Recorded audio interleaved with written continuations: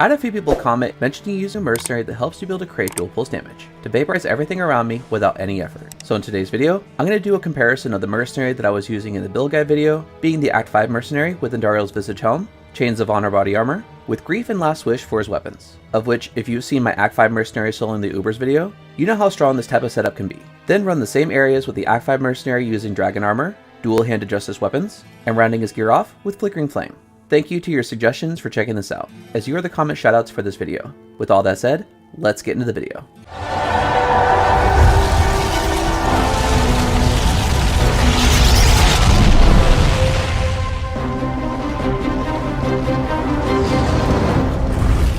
To avoid unnecessarily drawing out this video for the sake of mid-roll ads, as far as the TelsaDin build details, the only thing that's needed to see to compare these mercenaries are that this TelsaDin does up to 10k damage using Zeal, not including the pulse damage. He also self-uses Conviction at level 25 after I use battle orders for the negative 150% to resist all. And circling back to the pulse damage, it is fully synergized by Resist Lightning and Salvation. And for a level 30 Holy Shock that's fully synergized, the tooltip for it shows that up to 7,000 of his 10,000 damage was added to the actual Zeal attack, with just over 2,200 for the pulse damage that increases as enemies get within melee range.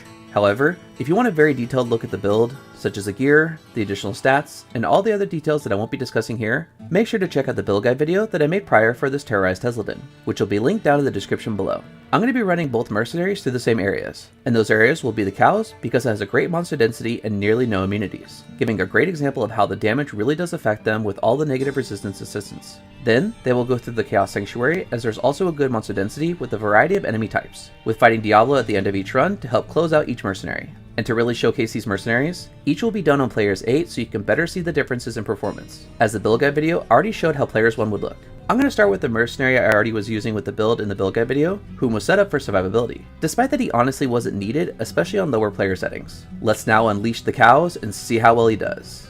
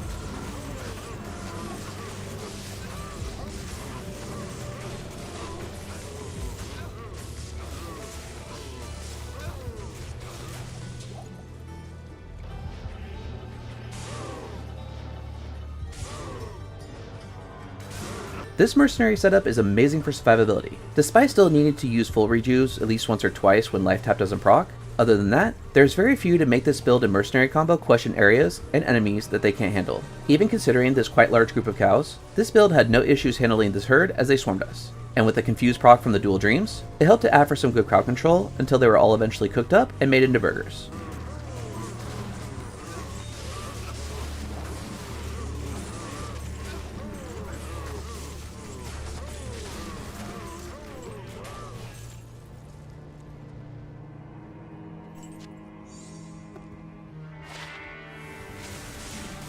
Moving on to the Chaos Sanctuary, I did try to fit in some mobs here and there, aside from just hitting the seals to show the full capabilities for potential damage output.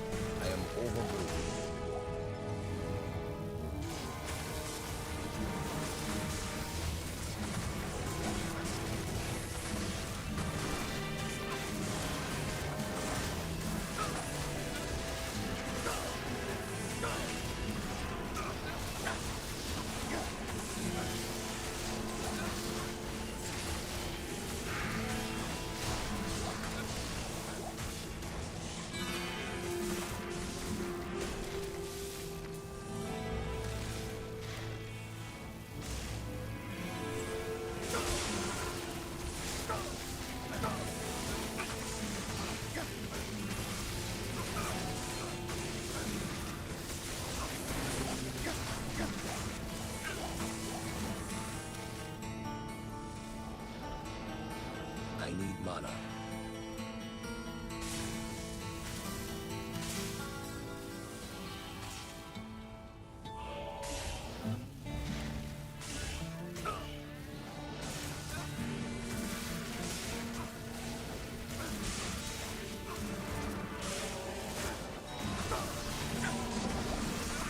Desace is always a seal boss to be concerned with, because his Fanaticism aura can help him and his minions to have a chance to be able to 1 or 2 shot us, but even on players 8, he wasn't too much of a cause for concern.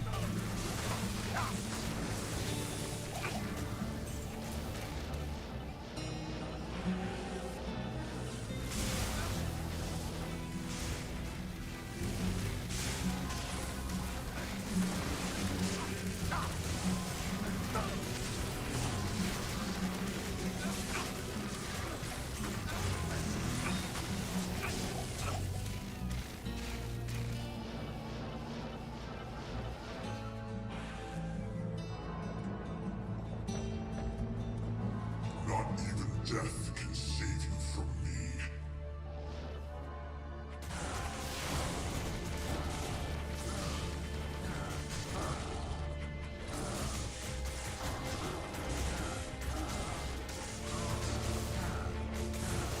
Diablo was quite easy.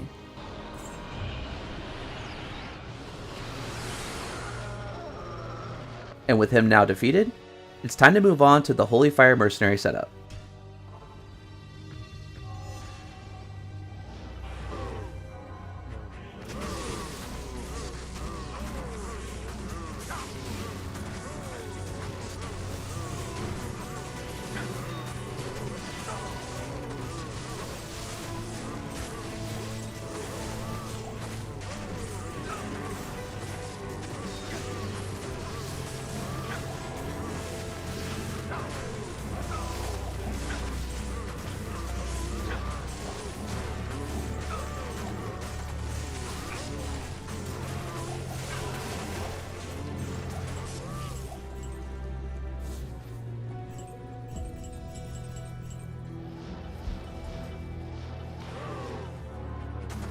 This is a fun dual pulse damage setup, putting priority in adding damage over survivability, at least compared to the prior mercenary setup. It's great to have different sources of damage to help not only take out the enemies in melee range that get a higher damage from the Holy Fire and Holy Shock, but the pulse damage still damages the entire screen to cause anything not within melee range yet to still take damage, making killing them easier once I get around to them, if the pulse damage doesn't take them out before then.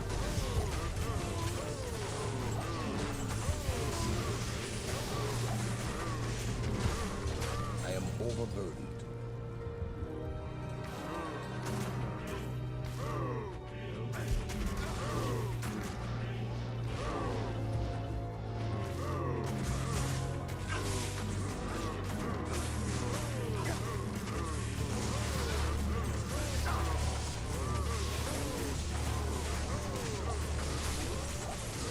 This setup did need quite a bit of help with survivability, but do remember that this is on players 8, so it's expected that the risk factor of enemies are being not only tankier to kill, but they also do more damage to us overall. I did have to use more full rejuves compared to the prior mercenary, however, outside of that, I did enjoy the difference going for more damage over survivability added to this build setup.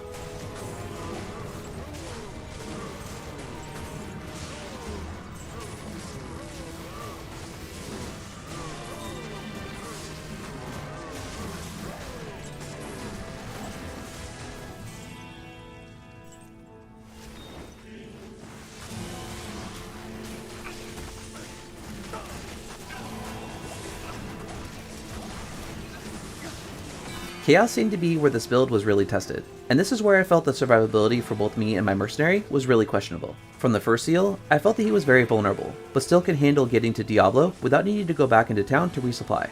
And that was one of the main ideas that I had for these run demonstrations, to see if they could survive the entire run, and not need to go back to town prior to doing so.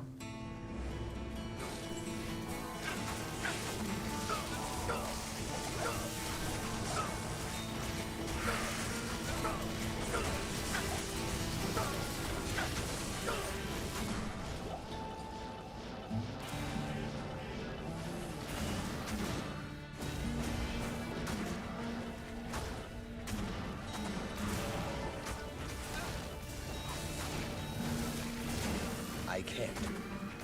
I can't. Thanks. Desace ended up being a huge cause for concern with this mercenary. However, once I could just focus on getting to him away from his minions, he was easy, and our safety was no longer an issue.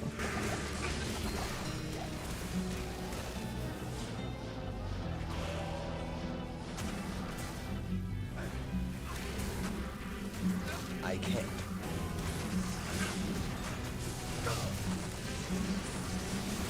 Unfortunately, I did end up using all of my full rejuves and had to pop the seal instead of killing the minions, as I started questioning if I could actually take on Diablo with as little health that I had left if he was using Firestorm over his melee attacks.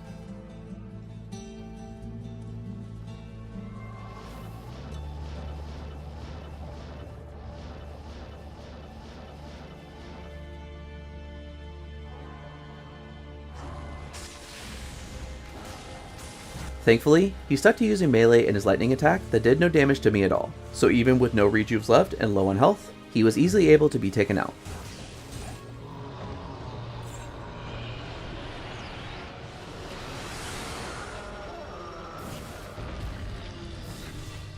Now, this isn't a regular build that I typically play. However, I really did enjoy testing it out. But for those that use this build as either their main or just played in their rotations, if there's something I could have done to be able to improve it, I am always welcome to constructive criticism. So please let me know your thoughts and opinions down in the comment section below.